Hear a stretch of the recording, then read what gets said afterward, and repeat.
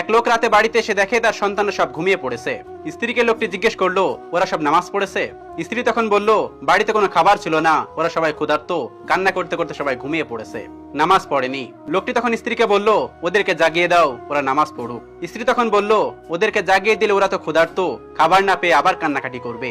লোকটি তখন বলল, ওদেরকে জাগিয়ে দিতে বলেছি, জাগিয়ে দাও, আদেশ পালন করো। তাদের রিজিকের দায়িত্ব আমার না, তাদের রিজিকের দায়িত্ব আল্লাহ তাআলার উপর। আল্লাহ তাআলা কোরআনে বলেছেন, তুমি তোমার পরিবার বর্গদের নামাজের আদেশ দাও।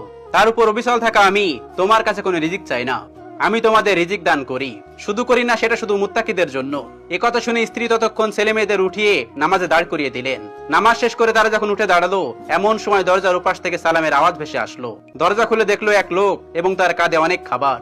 লোকটি বলল, এগুলো আপনার পরিবারের জন্য, গ্রহণ করুন। লোকটি কৈফিয়তে সুরে আরো বললেন, একজন লোক শহর থেকে মেহমান হয়ে আমার বাড়িতে এসেছিলেন, তার সামনে আমি খাবারগুলো পরিবেশন করলাম, কিন্তু খাবার শুরু করার আগেই আমাদের মাঝে প্রচুর কথা কাটাকাটি শুরু হয়ে গেল। মেহমান রাগান্বিত হয়েই কিছু না খেয়ে চলে গেল। তারপর খাবারগুলো নিয়ে আমি বাড়ি থেকে বের হলাম, আর মনে মনে ভাবলাম, আল্লাহ আমাকে যেখানে নিয়ে যায় সেখানে আমি খাবারগুলো দিয়ে আসবো। আল্লাহর নামে শপথ করে বলছি, হাঁটতে হাঁটতে আমি এসে আপনার দরজার সামনে দাঁড়িয়ে পড়লাম। আমি বুঝতে পারছি না আপনার দরজার সামনে এনে আমাকে কে দাঁড় করিয়ে দিল। সুবহানাল্লাহ। রাসূল সাল্লাল্লাহু আলাইহি সাল্লাম বলেছেন, আল্লাহ তাআলা বলেন, হে আদম, তোমরা আমার ইবাদতের জন্য মনোনিবেশ করো, আমি তোমাদের অন্তরকে সফলতায় ভরিয়ে দেব এবং তোমার হাতে রিজিক দ্বারা পূর্ণ করে দেব। হে বনি আদম, তুমি আমার থেকে দূরে যেও না, ফলে আমি তোমার অন্তর অভাব পূর্ণ করে দেব এবং তোমার দুহাতকে কর্মব্যস্ত করে দিব। আমরা একটু কিছু হলেই ভেঙে পড়ি, একবেলা না খেয়ে থাকলে কত অভিমান, কত অভিযোগ, কিন্তু আল্লাহ তাআলার উপর ওদের বিশ্বাসটা দেখুন। সত্যি তো এটাই, আমাদের রিজিকের দায়িত্ব একমাত্র আল্লাহ তাআলাই নিয়েছেন। তাহলে আমাদের রিজিক নিয়ে এত চিন্তা কেন? আমাদের রিজিকে যতটুকু আছে সঠিক সময় আমরা ঠিক ততটুকুই পাবো, চাইলেও আমরা এর থেকে বেশি বা কম ভোগ করতে পারবো না। একটা কথা চিন্তা করেন, এই পৃথিবীতে তো কত প্রাণী আছে, শুধুমাত্র মানুষ একমাত্র প্রাণী যে খাবারের সন্ধান করে বেড়ায়, আর অন্যান্য প্রাণীগুলো কিন্তু না খেয়ে মরে না। এটাও আপনি চিন্তা করে দেখেন, বনের সবচেয়ে হিংস্র প্রাণী বাঘ, সেও কিন্তু না খেয়ে থাকে না। আবার ছোট্ট পাখি চড়ুই, সেও কিন্তু না খেয়ে থাকে না। ছোট্ট পাখি হামিম বার্ড, সেও কিন্তু না খেয়ে থাকে না। সবার রিজিকের দায়িত্ব কিন্তু একমাত্র আল্লাহ তাআলাই নিয়েছেন। কিন্তু আমরা বুঝি না, আমরা সবসময় রিজিকের পিছনে দৌড়াই।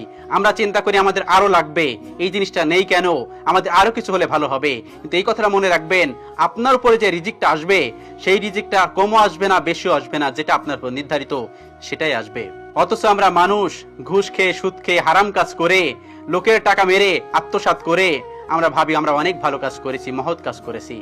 একটা কথা চিন্তা করবেন, আপনার যা কিছু দিয়েছে সৃষ্টিকর্তা সেটা পরীক্ষার জন্য দিতে পারেন। মনে রাখবেন, সব সময় সৃষ্টিকর্তা দিয়েও পরীক্ষা নেন, আবার সিনেও পরীক্ষা নেন। আপনার যদি সৃষ্টিকর্তার উপর ভরসা থাকে, তাহলে পৃথিবীর আর কোনো কিছুই আপনার দরকার হবে না।